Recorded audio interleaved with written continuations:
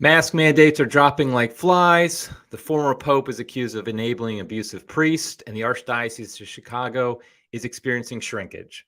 We'll cover that and more on today's Crisis Magazine weekly wrap-up. Today is February 11th, 2022, and I'm Eric Sammons.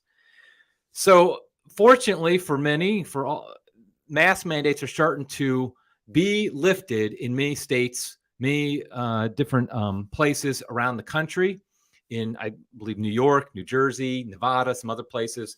They're starting to say that the science has changed and now we don't need indoor mask mandates. Although I've noted that I've noticed in a few of these places, they still are requiring masks for school children, which is just abominable. So what's interesting, though, of course, is the science has changed argument is why is it then that the places that did not have mask mandates, the states and different areas that did not have mask mandates, they had basically the same curve of cases that the mask states did.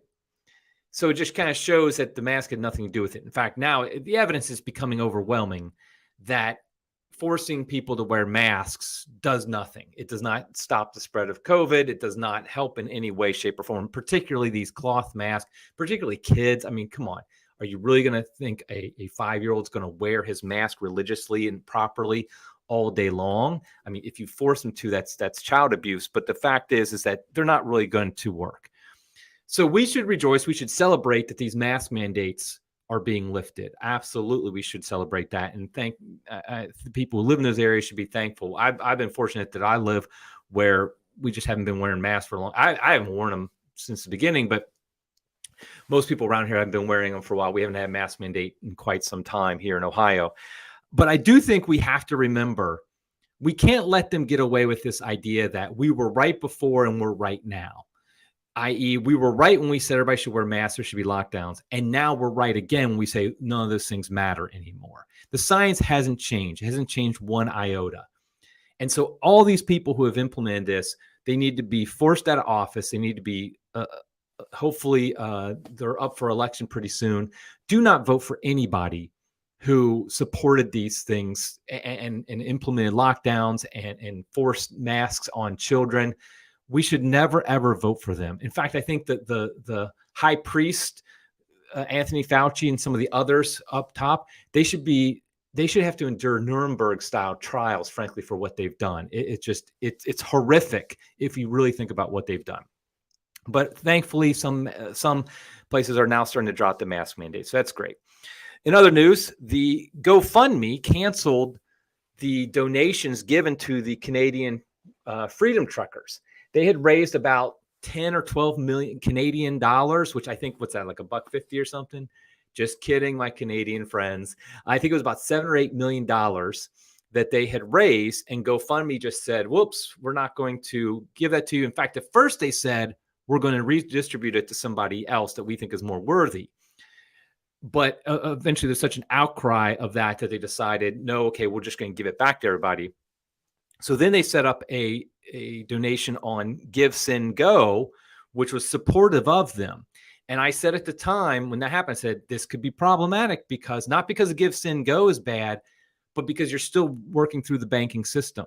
And therefore, they're not going to let this money go. The government, that is not going to let this money go to people they don't want to go to. And sure enough, it was just announced that the Ontario government froze access to the donations made through Give, Send, Go. So it looks like they're not going to be able to get these donations at all. And to be honest, this shows the need for an alternative. We need to build up alternative economies. As people probably know, I'm a big proponent of Bitcoin, of cryptocurrency. And it's not because I think it should be a get rich quick scheme, but because it allows us to have alternative economies where we could send Bitcoin to these Canadian truckers. They could then receive it without anybody stopping them from receiving it because it would be going directly to them through no middleman, no banks, no governments. And then they could use it. Now, to really get that, we have to get to the point where they can spend it as well. Because if you send them Bitcoin now, they're going to have to cash it in at some bank in order to spend it, which they might stop that. It will be a little bit hard, but they could do that. So we really need to build up these alternative economies so that when the time comes that governments freeze our assets for various reasons, we have a way still to buy and spend and to basically to live. So this is just a perfect example why we need these alternative economies. Also in the news this week is cancel culture is rearing its ugly head. I think everybody knows, of course, about Joe Rogan. I'm not going to talk about that. I think it's awful the way they're trying to cancel him. I'm not a big Joe Rogan fan. I mean, I've listened to his show a few times when he had guests I liked, but it's ridiculous what they're doing. But that's not the one I wanted to bring up. A little closer to home, i.e. for us faithful Catholics, is Brantley Milligan. You might not have heard that name, but he is the founder of Church Pop.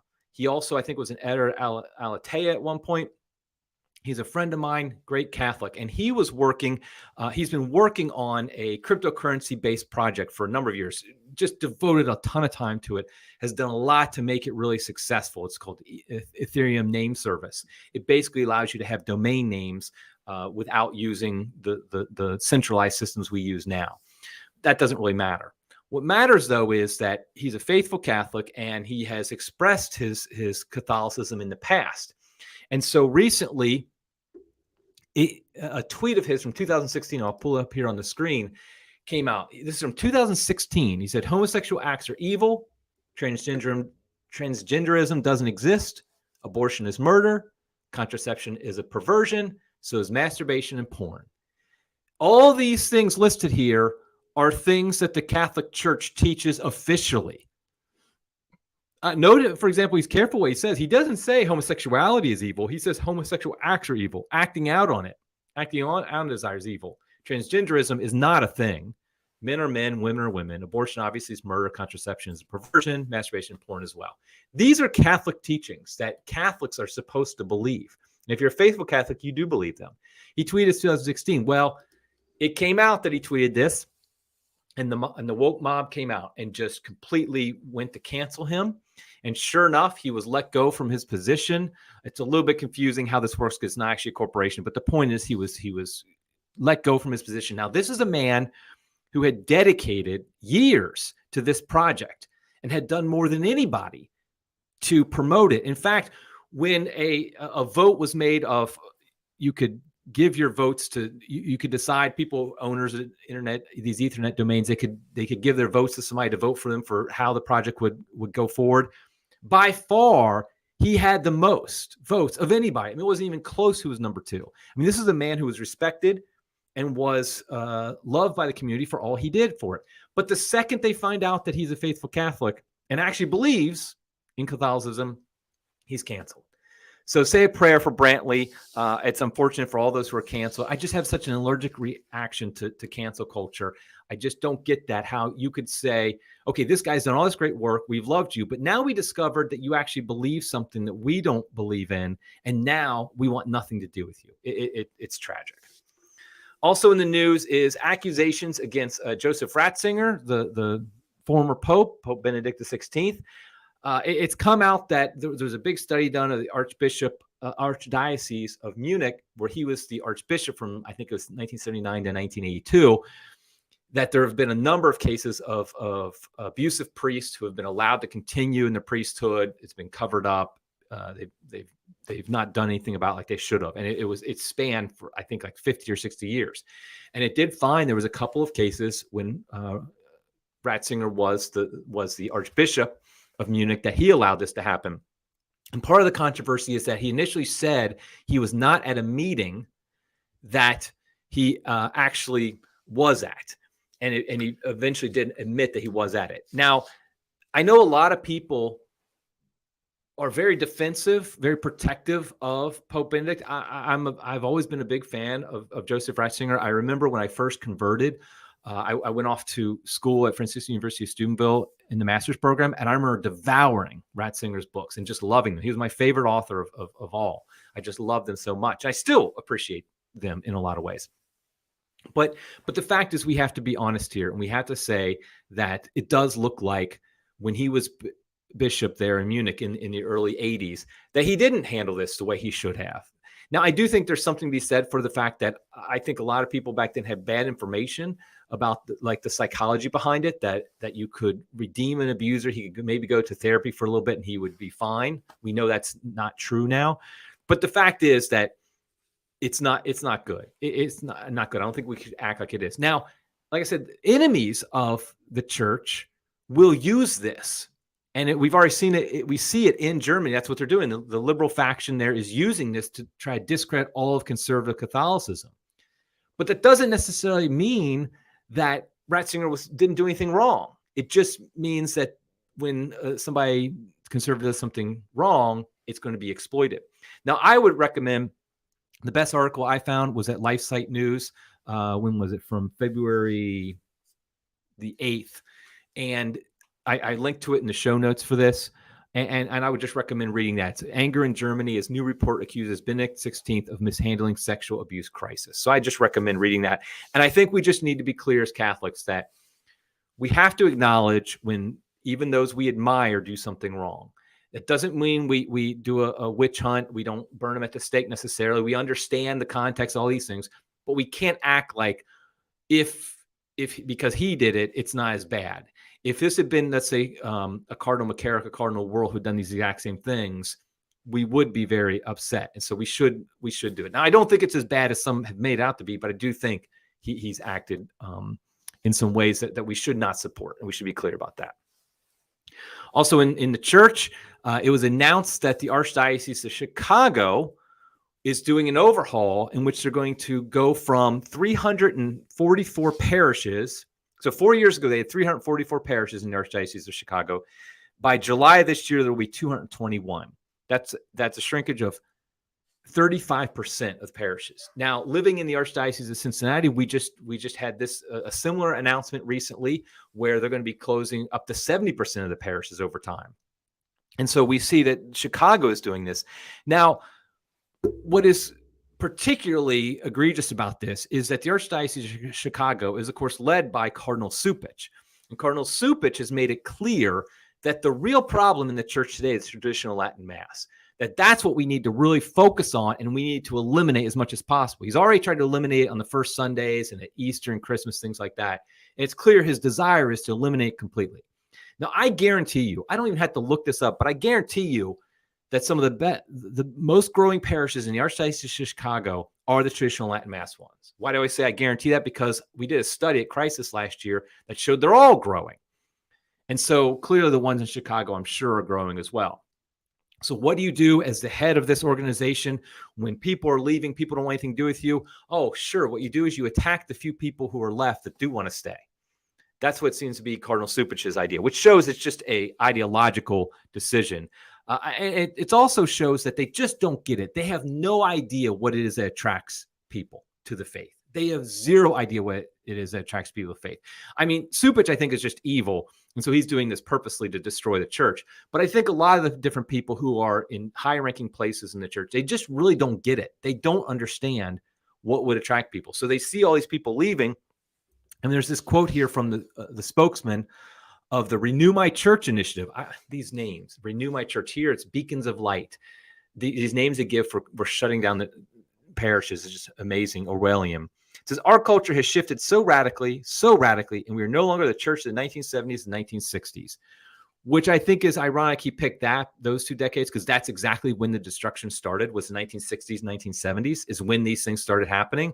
I guarantee you in the 1950s, they weren't talking about shutting down parishes in Chicago. They were talking about adding new parishes, but that's not the case anymore. So they're just clueless about what the solutions are. I think as Catholics, lay Catholics, we really need to push our leaders to understand, to really look deeply at what it is that Catholics want and what it is that attracts people to the faith. And when you have a group of people that are actually attracting people to the church, i.e. the traditional Latin Mass communities, we should look to them as a model for how we grow the Catholic Church. In other news, inflation is now 7.5%, which is the highest it's been in over 40 years. Every month we get the new inflation numbers, and every month for the past few months, it's grown. I think it was a big deal when it was 5% back in, I think it was October, November. Then it went up to 6 something, went up to 7 last month, 2 months ago, and now it's 7.5%. Now, I actually think it's much higher than that. Inflation, the official number, the 7.5%, that's a consumer price index, the CPI, and that thing is rigged. That is rigged to deflate the inflation rate. It's to make it as low as possible. I mean, the way they do the numbers, particularly the real estate numbers, are just ridiculous, how much they try to deflate those. Because if you look at real numbers of how much houses are selling for and what rent's going for compared to what they claim in the CPI, it's much higher in reality. But needless to say, they can't even hide it enough to not make it look awful. And it's 7.5%. And the fact is that this is the result of money printing.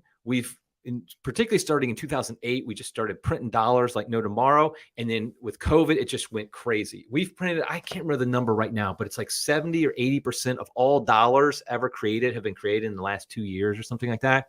And that's what inflation is. It's the creation of new money. And so we're seeing that with prices going up in our economy. And the truth is, the Keynesians at the government have no way of knowing how to slow this down. They're just going to keep doing the same thing. I did hear that they're thinking about raising interest rates by a whole 0.5%, which they haven't done in over 20 years, which probably would help.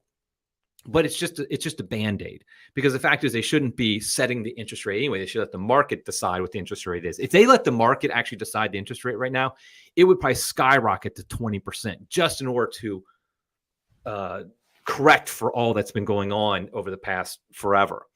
So inflation, everything you buy is more expensive now. And I don't see any reason why it's not going to continue to go up. They might level out a little bit. They're probably going to try to fiddle with the official numbers to make it look better than it actually is, continue to do that. But everything you buy is more expensive. Finally, last thing I want to bring up is this Sunday is Super Bowl Sunday. I have an article in Crisis Magazine dated the 10th of February talking about our High Holy Day. Super Bowl Sunday has become quite a religious festival, basically, in America today. And so I think there's a lot of problems with that. More, I think it has to do with the fact that religion, actual religion, i.e. Catholicism, isn't doing the things that are attracting people to these false religions, these pseudo religions like football, like other sports, like TV shows, like things of that nature. But I do want to say that I do plan on watching the game on Sunday because the Cincinnati Bengals are in it for the first time since 1989. That's my hometown team. I enjoy watching it. I will almost definitely turn it off during the halftime show. I'm not 100% sure who it is, but it's almost always awful. So I probably won't be watching that. But yeah, so go Bengals. I hope they win. And but other than that, everybody enjoy this weekend. If you're watching the Super Bowl, root the Bengals to victory. Other than that, though, just keep praying your rosary. And until next time, God bless you.